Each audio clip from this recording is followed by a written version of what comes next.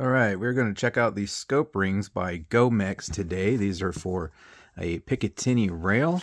They are 30mm rings, as you can see up there. They have a 1.26 inch center height. These are relatively lightweight, coming in at 2.5 ounces each. They are made out of 70-75 aircraft grade aluminum. 150 on the Bernal hardness scale, 48,000 psi shear strength, 74,000 psi tensile strength. Stainless hardware on these, which is nice because I hate the ones that when they're painted and inevitably the paint wears off, and then the hardware from moisture, condensation, and whatnot start rusting on you. Hate that, so we won't have that issue with these being stainless. Also really like that they put the specifications on there. You got your torque specs for your bottom clamp there, torque specs for there, and then of course they show your scope height there to the center, 1.26 inch on this example again, as I said. And this has a military grade type 3 40 40 micron hard anodized coating on it. And these are very precision made, machined to match grade precision. The tolerances on these are 0.0005. That's to the 5/10,000ths of tolerances there. So that's like, I don't know, I'm just guessing here, but like a human hair. So very precision made rings. Now I'm getting ready to throw it up on an upper here so you guys can take a look real quick. I'll probably take it down to the range in this video, just try it out real quick too. But I'm noticing, so the screws are black there, and then kind of hard to show on camera, but down in the holes it's black there too. So the holes and these screws have a coating on them, and they're still super smooth. So there's no bare metal. So both the screws and the threads in there are coated, but they still go in and out very smooth. Had to get her lined up there, but I'm also trying to do this while looking through the camera at the same time. But yeah, they're super smooth, not gritty at all, even while having that coating on there to keep any corrosion or anything from forming. So that's good. Coating all the way through, down in the threads there and on the screws, and it doesn't make it gritty like most other brands would be. And same goes for up top and with the caps and their screws. Both the screws and the holes there are coated and super easy to remove and install. No grittiness at all, very smooth. And another thing, this tool just fits excellent. It's real hard to get it to wiggle at all. It's got a nice tight fit compared to a lot of others. The tool you get, you stick it in there and it like barely fits, and it's got a lot of play in it. So it's real easy to strip it out. This one fits real nice. And this is just by happen chance that I get to show you guys this. So sometimes this is what you have from scope rings companies, what have you, that are not precision made. They put this little freaking rubbery felt type pad in here to make sure the scope doesn't slip inside of their rings, because they're not so precision made. And then it leaves this sticky gooey crap behind on your scope here.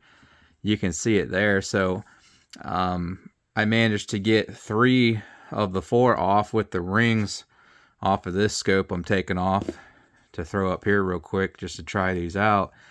And I got this bottom one here, it's stuck to the scope, so I got to try to peel that thing off now. So when you have quality precision made rings, they don't require any of that sticky tape goo crap to make sure that your scope doesn't slide, because they're actually precision built. So they will work properly without needing a band-aid fix like that. So now I got to try to peel this thing off of here. I would use a different scope, but this is currently the only 30mm scope I have that's not in use on another rifle.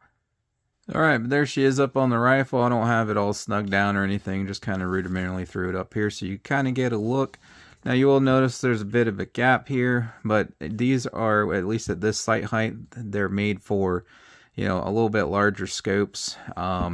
This is just a little tiny LPVO, And here's a 40 millimeter, for example. So as you can see there with the 40 mil, it look a lot more natural. It could fit, I would say, up to a 50 millimeter on a flat rail like this. A 50 mil scope should clear.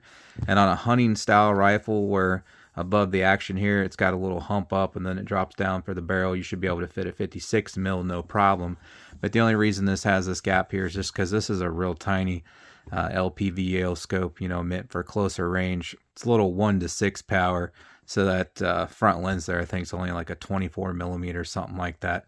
So that's why you have the gap there. I assume later on they're going to probably offer different height settings, and then also you know, for different size tubes. Like I said, this is a 30 mil, but with what we got today, this 30 millimeter rings with the 1.26 inch center height here. And I just got this gap because it's a real tiny LPVO, but there she is up there, and I'll get it on the complete rifle there. We'll take her out the field and take a few shots with her, and you guys get a good look in the daylight there. All right, there she is mounted up on my BCA upper. Check out my campsite page for more on that. But I'm going to zero it off camera here, and then I'll take some shots for you guys with it. You guys, I'm going to have to cut this one short today. I was anticipating getting those 400-yard shots for you guys. But I think I'm actually having an issue with this rifle, so I've been chasing around groups all day. It's no wonder why. I'm almost positive my barrel is actually slightly loose. So there's no doubt in my mind that these are going to get you out 1,000 yards, no problem. I mean, I shoot 500 and even 1,000 yards on the channel, no problem, all the time with budget optics, budget rings. So these things are going to get you out there, no problem. I was hoping to demonstrate some of that, like I said. But I'm having accuracy issues with this freaking rifle. Like I said, I found that my barrel's moving around on me a little bit there. So I don't have the tools on me to get this thing tightened up today. So that's why we got to cut her short. But yeah, overall, I really like these rings. You know, they seem real robust, real well made. Like I said, it's cool that the threads are coated as well. And the hardware is coated with something. The hardware is oversized compared to what I'm used to, and so is the tool. So no little tiny things, you know, you got good decent sized hardware there. All of them went in super smooth. They're not gritty, you know. I didn't have any issues torquing it down. I love that they got the torque specs on it, and then also your overall height there as well. And if I didn't already mention it, I believe lifetime warranty on these, so you can't beat that. So again, if you want to check these out, I'll put a link in the description for you guys if you want to go check them out in further detail, or grab yourself a pair. We got a truck pulling in here, but thanks for stopping by and checking this one out today, guys. I really appreciate it, and I hope to catch you on the next one.